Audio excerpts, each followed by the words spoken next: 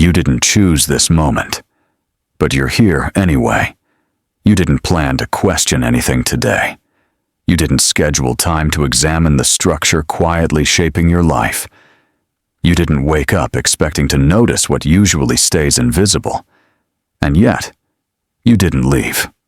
Most people do. They scroll. They click away. They tell themselves they'll come back later. They rarely do. If you're still listening, something has already happened. Not loudly, not dramatically, subtly. And that brings us to the first rule the system never explains. Rule 1. If you don't choose, something else will. The system doesn't punish indecision. It doesn't shame hesitation. It doesn't rush you. It simply continues without you. Inaction feels neutral. It feels like waiting. It feels like keeping options open.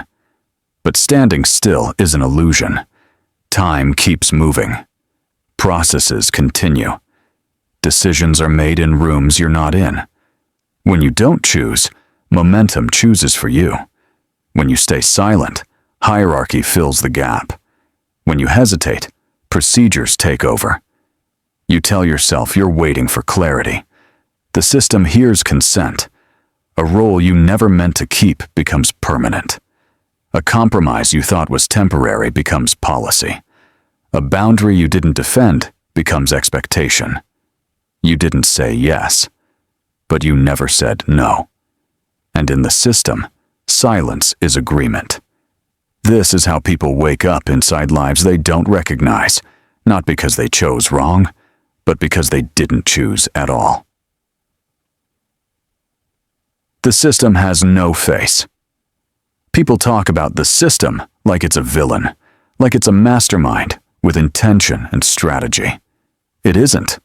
The system is quieter than that. It's habits layered on top of habits. Policies written by people who left years ago. Norms enforced by people who don't remember why they exist. Incentives designed for problems that no longer exist. No one wakes up trying to trap you. The system doesn't need to. It only needs continuity. It rewards motion, not meaning. Compliance, not clarity. Stability, not truth. Doesn't ask whether something is right. It asks whether it keeps functioning. And once you understand that, the second rule becomes unavoidable. Rule 2. Consistency matters more than talent. Talent is loud. Consistency is quiet. Talent makes an entrance. Consistency stays. The system doesn't track potential. It tracks patterns. Who shows up again? Who responds on time? Who delivers something, anything when expected? Brilliance impresses once. Reliability compounds. The person who performs exceptionally one time becomes a story. The person who performs adequately every time becomes infrastructure. And infrastructure gets protected. You were told to stand out, to shine, to be exceptional. But the system doesn't reward exception. It rewards predictability. Not because it hates creativity, but because creativity introduces uncertainty. Uncertainty threatens stability. So the system quietly elevates the people who don't disrupt its rhythm. The ones who show up even when uninspired. The ones who stay even when bored. The ones who don't make waves. They don't look special. They look dependable. And over time, dependability outruns brilliance. This is why people with less talent, but more consistency, pass people with more ability, but less tolerance for repetition. Not because the system is unfair, but because it values continuity over potential. Rule 3. The rules apply differently. Depending on where you stand, the system insists it treats everyone equally. It doesn't. It treats positions equally. And you are not your position until you are. Confidence at the top is called leadership. Confidence on the way up is called arrogance. Silence at the top is authority. Silence below is disengagement. Boundaries at the top are standards. Boundaries below are attitude problems. The behavior doesn't change. The label does. And labels decide outcomes. You're not punished for breaking rules. You're punished for breaking them before you're allowed to. The system never explains this distinction. It lets you discover it through consequences. That's how people learn to self-edit, to soften, to shrink, to wait. And while they wait, the system keeps sorting. Rule 4. You are always being sorted, even when nothing seems to be happening, especially then. Sorting doesn't occur during dramatic moments. It happens during ordinary ones. How quickly you reply, what jokes you let pass, what you tolerate, what you correct, and what you don't. The system watches your defaults, not your intentions, not your explanations, your habits. Every unchallenged inconvenience becomes a data point. Every delayed response becomes a signal. Every tolerated disrespect becomes a precedent. You think you're just getting through the day. The system is categorizing you. Flexible, difficult, patient, replaceable. And once a category forms, it hardens. You're given opportunities that match your label, feedback that reinforces it, expectations that trap you inside it. Not because someone decided this consciously, but because systems follow patterns, and patterns resist disruption. The quiet friction. Eventually, you feel it. Not sharply, not dramatically, just a dull resistance. Your input matters less. Your presence feels optional. Praise sounds generic. Decisions are made before you arrive. Meetings don't need you anymore. Your growth plateaus, but no one names it. You tell yourself it's normal, that you're being impatient, that this is just how things work. The system hopes you believe that, because confused people don't destabilize anything. Rule 5. No one will tell you when you've outgrown a role. There is no alert, no warning conversation, no formal acknowledgement, just friction. Work that drains instead of challenges. Feedback that contradicts itself. A sense that you're compressing yourself to fit. You wait for recognition, for permission, for validation. But the system assumes something dangerous. If you were uncomfortable enough, you'd leave. If you haven't left, you must still fit. So your discomfort becomes invisible. Your stagnation becomes normalized.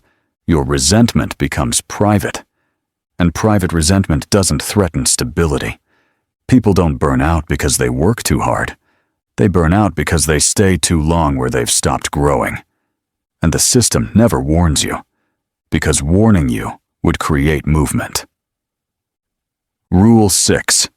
The system optimizes for stability, not fairness. This is the point most people miss. The system doesn't aim for fairness. Fairness creates questions. Questions create friction. Friction creates change. The system avoids change unless forced. That's why inefficient processes survive. Why outdated rules persist. Why obvious problems last for decades. If something maintains order, it stays. Even if it wastes talent. Even if it creates quiet frustration. Even if it drains people slowly. Stability is safer than improvement. Not truth, not growth, not justice, stability. And here, right here, is where awareness begins to feel dangerous. Brief pause. If this started to feel familiar, if you sense there's more beneath the surface, follow this channel. Some patterns only reveal themselves over time. The escalation. Once you see this, you can't unsee it. You start noticing who advances and who stalls, who is protected and who is replaceable, who is praised and who quietly disappears. You realize effort isn't enough. Talent isn't enough. Even understanding isn't enough. Which leads to the final rule. the one most people sense, but rarely say aloud. Rule 7. Understanding the system doesn't exempt you from it. Awareness is not immunity. You can see the rules clearly and still be bound by them. You can name the incentives and still feel their pressure. You can recognize the pattern and still be sorted by it. Knowing how the game works doesn't mean you're no longer playing. You still have 3 options. You can play the game, you can bend the rules without breaking them, or you can exit entirely. But spectating isn't an option. Observation is participation without leverage. And the system knows this. It allows awareness because awareness alone doesn't destabilize anything. Action does. The quiet questions. This is where discomfort settles in. You begin asking yourself things you've avoided. Where did I stop choosing? What have I tolerated too long? Which version of me is being rewarded, and which is being erased? You realize the system didn't trap you overnight. It absorbed you gradually, through small yeses, unchallenged compromises, delays disguised as patience, and now the cost of leaving feels heavier than the cost of staying. That's how systems retain people, not through force, but through friction. The haunting ending. The system isn't cruel. Cruelty requires intent. The system is indifferent, and indifference is harder to fight. There is no villain to confront, no authority to appeal to, no moment where everything suddenly changes. Only incentives, patterns, and time. You're still here, which means